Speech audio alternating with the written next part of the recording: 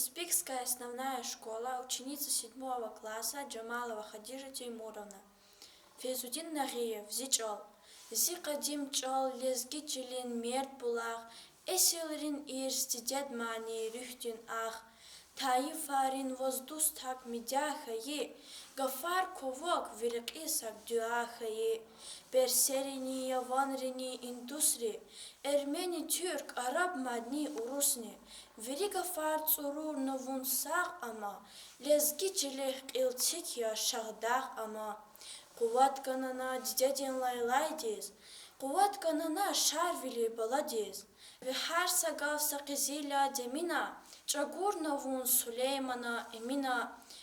Шумудрагул авахнави булахтис, вун бабайри дюнмишна чибул ахтис,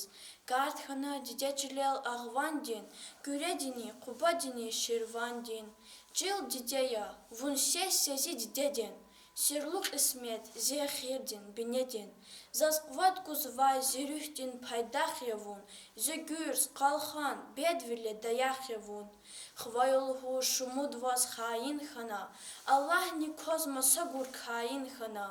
Чеб винетоз вун кочерик вехез, Тапан тарар, тапан гитер конетоз, Алудайта эгер завун рикелай, Кадим гун кис кохтозуни ичилелай.